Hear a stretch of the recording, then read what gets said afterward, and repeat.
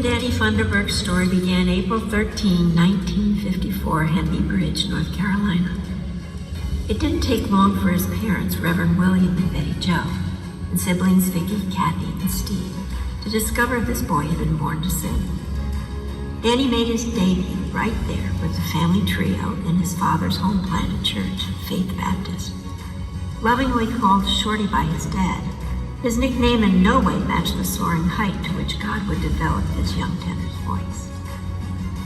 Danny's first real quartet experience came in his father's group, the Revelaires.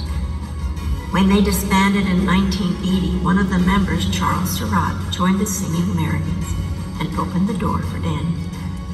They traveled 3 years with familiar voices such as Michael English, Ivan Parker, Clayton Inman, and Ed Hill. In 1983, Danny's early classic, Whiter Than Snow, was nominated for Song of the Year.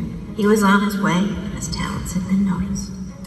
A call from George Yance and Glenn Payne led to 6 marvelous years with the prestigious Cathedral Quartet. While there, Danny's powerful tenor skills highlighted 3 #1 hits: Somebody Touched Me, I Can See the Hand, and I've Just Started Living, the latter receiving a Dove Award. In 1989, he took an interlude from full-time travel, but not long after, God called again. Danny, along with Mark Lanier, Dale Shipley, Mike Presnell, Jeff Stice, and Aubrey Stevens launched Perfect Heart.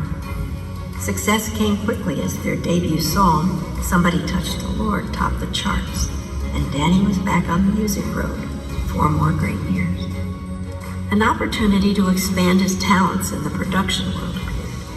He spent 6 years at Sun Sound Music Group in North Carolina and produced 54 projects. Only God could know how much these valuable skills would be used on the path he charted for Danny's life. The year 2000 provided the privilege to minister with his son Jason when they formed the group Mercy's Way. Father and son had the pleasure of singing together for 6 years. They're thankful. Soon God began placing a new vision for service in Danny's heart, one of ministering to churches, solo style, in just a simple, intimate type format. He'll always love concerts, reunions, such as the Cathedral's 100 years in 2010, but today finds great joy sharing the gospel in services across the country. This past year, he and his wife sold their house and now reside in a new motor coach they call home. Danny's proud father to Dana, Jason, Derek, and stepdad to Matthew and Rebecca. He credits them and his beloved wife, Shelley, his greatest cheerleaders. He's quick to thank others, his dad, Charles Surratt, Charlie Burke, Glenn Payne, and George Yance as well. Danny looks to the past with gratitude, and he looks to the future with excitement. A month ago, Danny was creating a new musical, Together for Christmas, for his ministry. SGMA is happy to welcome William Danny Funderburk to the Hall of Fame. Congratulations, Danny. See you on the road. We are glad to welcome to our stage today SGMA Vice President Gary Casto, inductee, and my dear friend Danny Funderburk, wife Shelley, daughter Dana, and special guests, Cathedral alumni, Mr. Gerald Wolf and Bart Trammell. Would you make them welcome?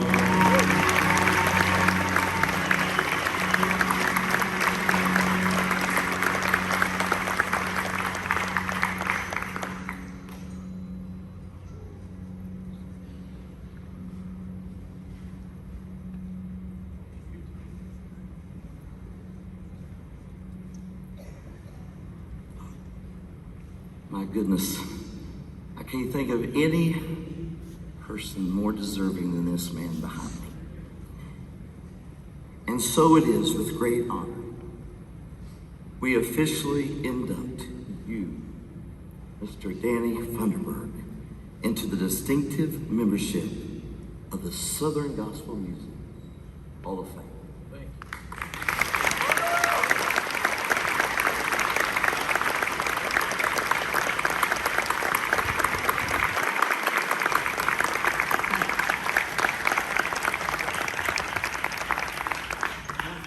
Not yet. Oh.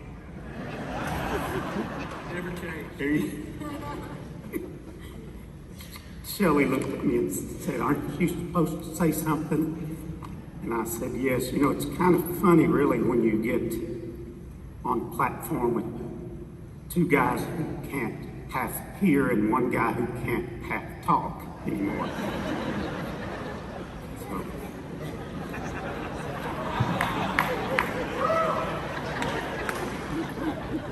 It was in 1983.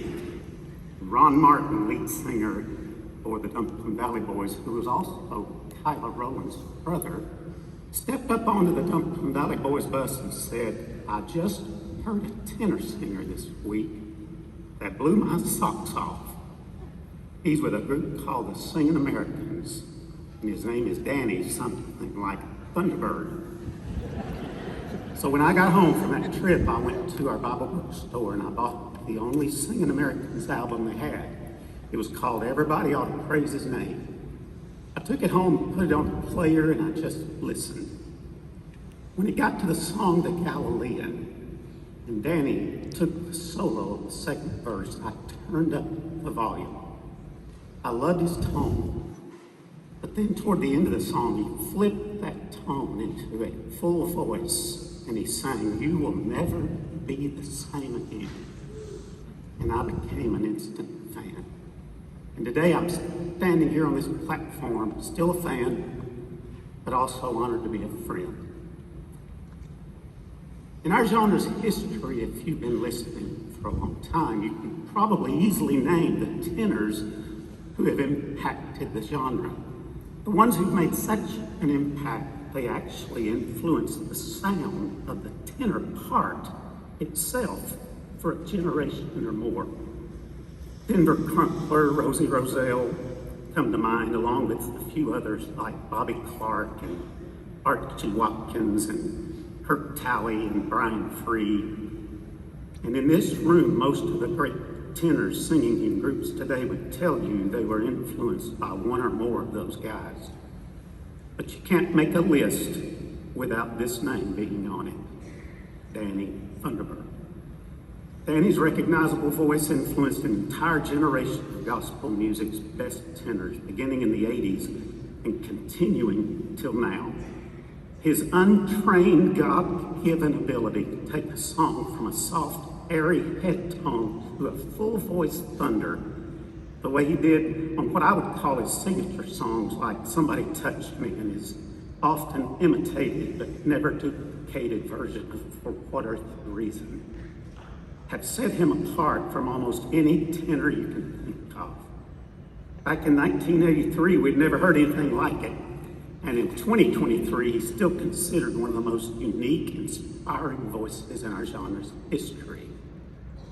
But beyond his ability to interpret a lyric and bring you to your feet with a soaring high ending like the high C sharp on the end of This Old House, what has set Danny apart, what has made the biggest, most endearing impact on those of us in this room really doesn't have anything to do with his singing.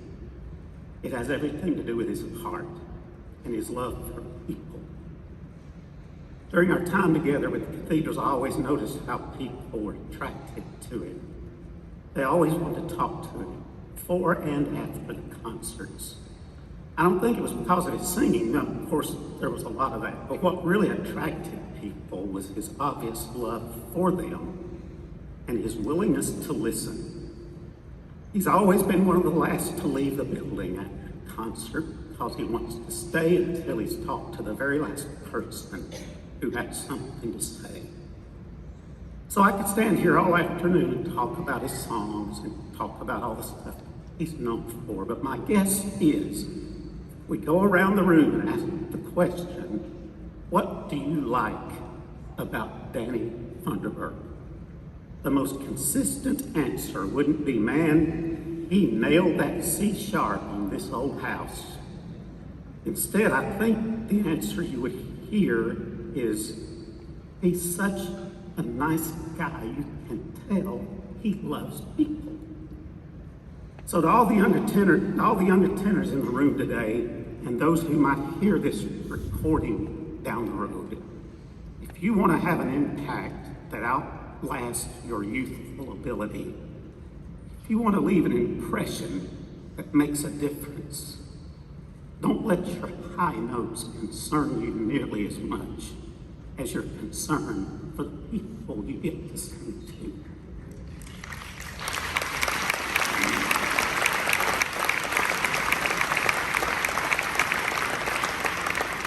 Because today we are honoring a legendary tenor singer, but we are also honoring the man behind the voice, the real guy, the guy who loves to fish, loves to talk, loves to laugh, and most importantly, the guy who loves his Lord and who loves the people his Lord loves, and that's everybody.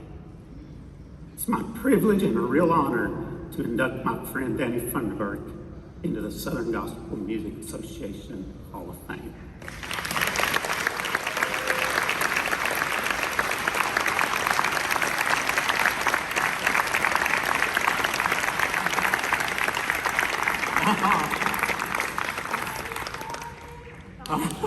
I love you, sis. Mark, did you hear a word he said? Did you hear Gerald? I didn't hear a word he said. Okay, I didn't think so. Okay. I made you a copy. Oh, okay. While you're getting ready to read this, I need to tell the folks something. Yes. The three of us, me and you and Gerald, we're a mess. Yep. You know, Well, you can't walk, he can't talk, and I can't hear. That's right. I can't walk good because last week I fell and I got a concussion, and so I wouldn't miss this though for the world. And I want to tell the primitive guys, don't start the clock yet, okay, please. But I want to tell them, if you can't feel the Holy Spirit in this place, there's something wrong with you. Those gentlemen right there, I love those guys with all my heart. And anyway, what a privilege it is to be inducted into the class of 2023 SGMA Hall of Fame. When I got the call from Mark, I was absolutely speechless, and it's the truth. I want to congratulate my fellow classmates too, Sue Dodge, Reagan Riddle, and the late Norman Holland. Each of you have made a positive impact on this music, and I'm honored to be a part of this class with you. I would like to thank Jesus Christ most of all for providing me with a talent that I've been able to use for him for almost 50 years now, and for giving me parents who taught me at a young age that a personal relationship with the Lord is the most important thing in our lives. My pop and mom gave me a love for this soul-impacting music, and I have been able to bless others with it in return. And I want to thank Arthur Rice and the SGMA for bestowing this privilege upon me. I would also like to express my gratitude and appreciation to all of you wonderful fans who have always prayed for me down through the years. And I mean it, I love you so much. Your prayers and all have impacted my ministry, and you go with me everywhere we go, and I just want to say thank you for the encouragement and the support. I've been so blessed to stand on the platform with some of the gospel music's greatest. You know, they can't hear good, but they, you know, they're wonderful people, and it is what it is, okay? Yeah. Stop the clock, okay? I want to do this. I want to thank Charlie and Carolyn Burke. Charlie gave me my first opportunity to sing full-time in a gospel group, and the rest of it is history, you know. And then the cathedrals. Wow. I never dreamed in my heart that that would ever happen to me in my lifetime. I feel like I was with one of the greatest gospel quartets that ever graced the stage, and that was the Cathedral Quartet.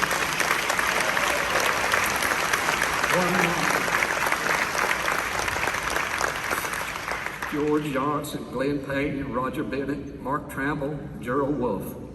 Some of the finest Christian men. Well, I didn't think I put that in there, but anyway, some of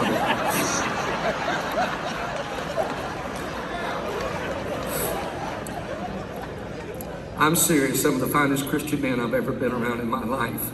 And to be a part of this is just amazing. I don't deserve being where I was at. And I just love you guys so much. I want to thank the songwriters. You know, without the songwriters, where would us singers be? I want to thank Carol Magruder for I've Just Started Living. I want to thank Savannah Fowles for Somebody Touch Me. And then my hero, Bill Funderburk, who penned the words to Whiter Than Snow. What an awesome song. And my dad was just an unbelievable person. And I told Shelley the other day, I got some merchandise back there, and I got a t-shirt that says, I've just started living because somebody touched me and washed me whiter than snow. And his name is Jesus.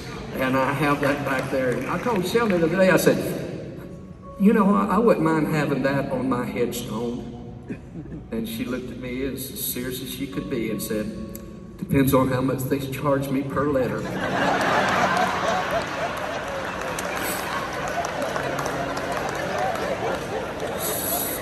So I heard that. Yeah. So my headstone might say ISW and his name is Jesus. Y'all have to figure that out, okay? But anyway, to my parents and to my sisters and my brother, I know I was gone a lot, but I was always there in my heart. And they're actually here today. And I just want to let them know how much I love and appreciate their prayer and supports. And I love you so much from the bottom of my heart. And then to my wife, wow, God bless her. I mean, He blessed me with her. And so she's been my helpmate in my ministry, an incredible soulmate. You are love of my life, sweetheart.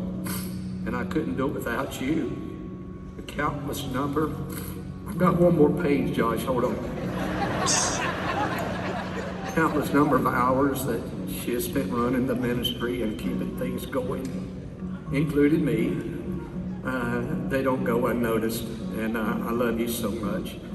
And early in my career, I had a unique opportunity to sing with my father. Being so close to my parents' love for singing, songwriting, and preaching, and the gospel gave me a rare glimpse into the lives.